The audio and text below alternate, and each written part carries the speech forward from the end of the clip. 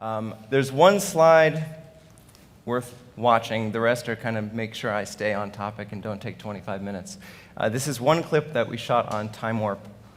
And you're going to see this is really, really simple. It's a drop of water falling into a pool of water. It doesn't get much simpler than that. But you're going to see it about 100 times slower than your eyes would normally.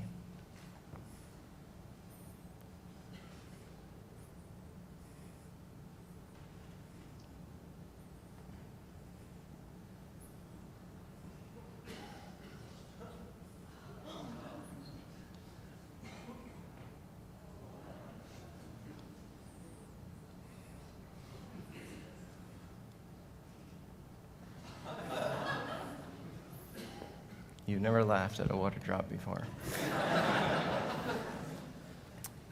As Saul mentioned, I work in the intersection between arts and sciences, which has led me to looking a lot at human perception. And this entire event takes about a 20th of a second in real life. So no matter how much you ever look at it, your eyes will never tell you what's going on. And what I want to talk about is maybe a little abstract. It's a personal story, but it's a personal story about how all of us work, how human perception works, and how much might be going on right now that we are unable to notice because we're not paying enough attention. This is what the entire universe looks like to an infant. Think about an infant. Think about the youngest person you know. We don't have memories of ourselves when we were 2 days old. They have not yet built up any memories of the past, so they have no way to anticipate or build expectations about the future whatsoever. So the only thing that exists is what's right in front of them. And you see this whether they are nursing, whether they are playing with blocks, learning to crawl. It doesn't make any difference. All of their attention is on what's in front of them. 100%. Maybe to a degree that we don't even understand. Now, what separates human beings, in my opinion, from all of the other creatures that we see on Earth the most is that we have the ability to conceive of the future. We have such a powerful brain that we can build up all of these detailed memories about the past, and we can make rational predictions about things. And this lets us constantly build images in our head of things that have never existed in the universe, and then break those things down into steps to get toward them. So my favorite example of the last 2 days coming up with this talk is that we can take 1 million pounds of rock, oil, and sand, and we can turn it into something that takes us 500 miles an hour across the world. If you could not plan ahead, then every single thing that you were doing would have to be immediately useful. But because you can conjure out this thing that might take 1 billion steps and break it down, we can work ourselves into these unimaginable futures. And I think this excites all of us. I think this is something that's worthy of awe and wonder, and maybe we don't notice it enough.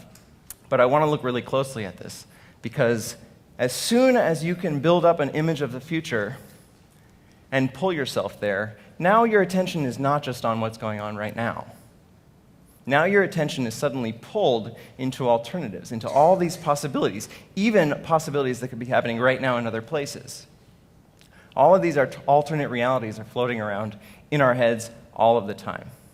And once this idea of the power of being able to look into the future and break things down, once we understand that as humans, and we build it into our culture, and we build it into our educational system, once that enters culture in a really deep way, a lot of the way that we teach fundamentally changes. And now when you go to elementary school, you go to a high school preparatory elementary school.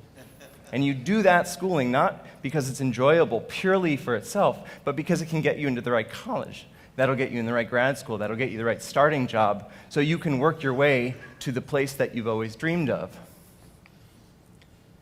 Now, what's the hidden message there? The hidden message that we're teaching everybody 8 hours a day is that now is not the most important thing.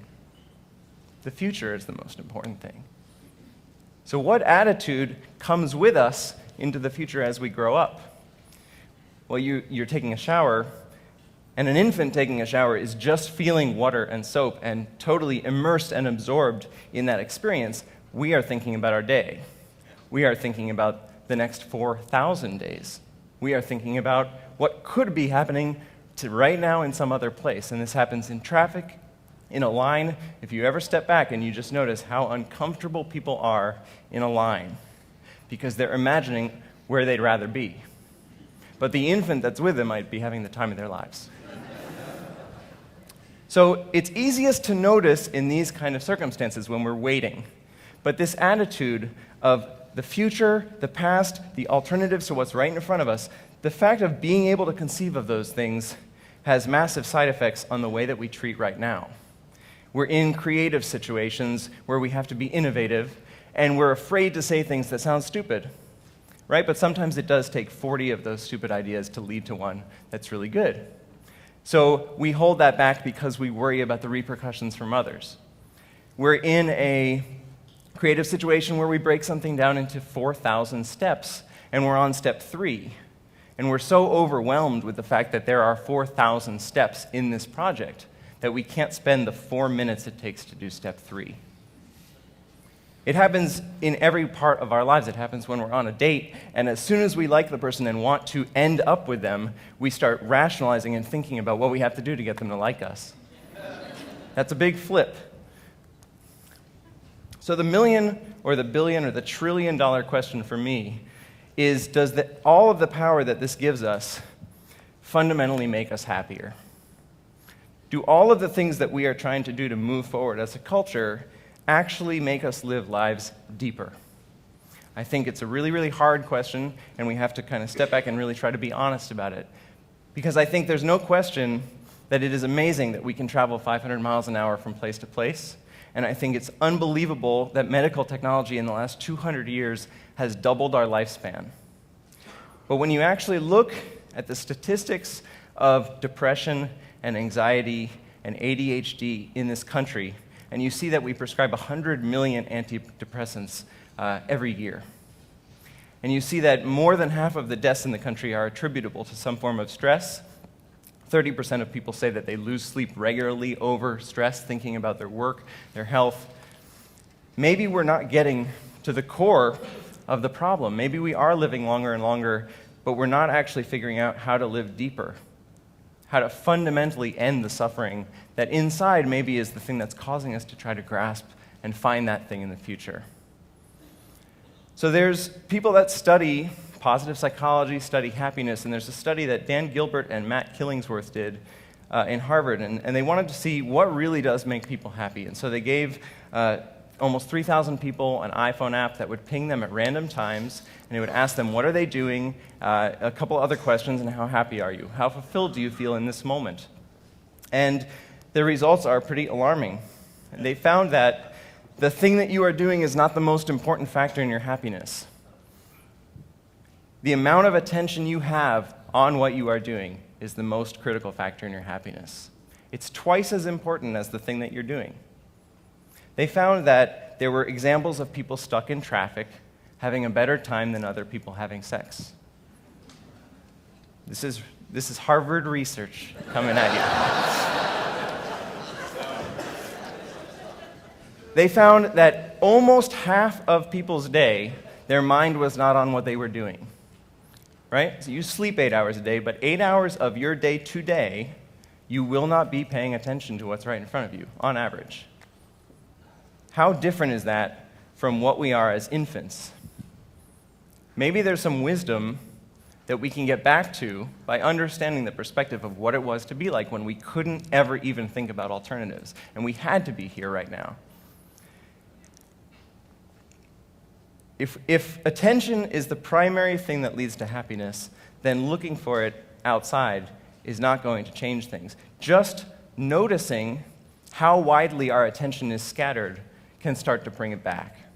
And I give one example. You know, when you're stuck in the shower, waiting to be done with the shower to get to work, and your mind is wandering, and you just notice that it was wandering, thinking about the day, you notice it from being back in the shower, right? You're like, oh, I'm here in the shower. What was I just doing for 20 minutes? Did I actually wash my hair? I don't remember. Even me. Every time that we notice that our attention has been pulled into the future and into the past, and this is something that we teach in education, we teach in our culture, every time we notice that, it comes back automatically. And maybe just the simple practice of constantly noticing how much our minds are pulled into a million different directions at once maybe that slowly brings our attention right back to what's in front of us. And maybe all of the issues that we have in our very first world advanced community of ADHD, of stress, in all of its forms, anxiety, depression, maybe all of those things are consequences of us training our minds to be scattered constantly, to be thinking about a million different things constantly. Maybe we can address the root of that issue. What would happen if we as adults were able to use this tool of a mind but not have it dragged in a million different directions? Well, we'd enter a creative situation and we would just be there to enjoy the creative situation, so we would throw out any ideas. And for those of you who are in situations like that, you know that when there are 5 people laughing together at the stupidity of each other's ideas, that's when the great things happen, because everyone feels great. And the funny thing is, the irony is, the whole point is for us to find out what makes us feel great. But usually, it's by getting rid of the argument between what we know and what we feel intuitively and what we think we should be doing. How we think we should be acting, how people are going to react to us, how this body, based on its past, should determine what it does for the future. And the funny thing is, the universe doesn't work that way. The universe is unpredictable. As several people have mentioned, this innovation, fundamentally, before humans even showed up, look at what else happened in the universe without us thinking about it. Look at all of the amazing, wonderful things that existed in the earth already, like the simplicity of a tree. The universe is going to continue being creative, and we are just part of that wave. And the competition between our minds and our hearts is maybe the biggest thing that holds back us as a culture on the outside actually moving forward and getting to the core of all these issues. I think Einstein put it the best. He said, "The intuitive mind is a sacred gift, and the rational mind is a faithful servant. But we have created a society that honors the servant and has forgotten the gift." How would it be if we actually all started noticing the fight within ourselves between what we feel intuitively, what we know, and what we think about ourselves and what we think others think about ourselves? I think the whole thing gets summed up really well in a metaphor by Alan Watts, talking about music.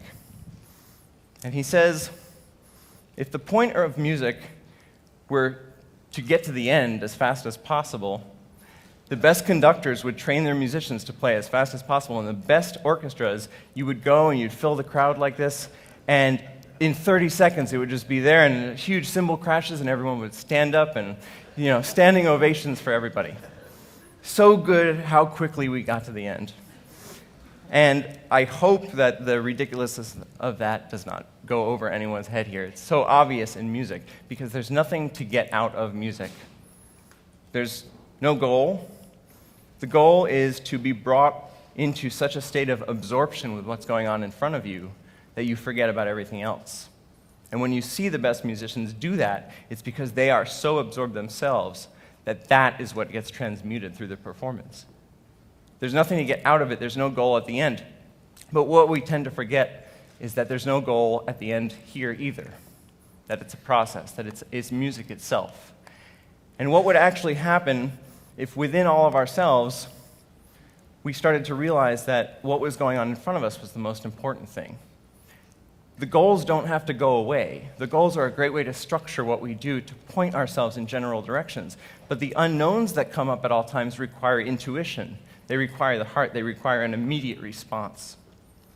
So I don't wonder how fast we can innovate as a society. I wonder how effortlessly we can innovate as a society.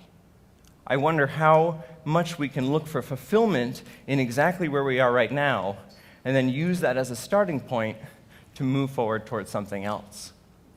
I wonder what would happen if everyone in society thought that right now was the most important time in their life. Thanks.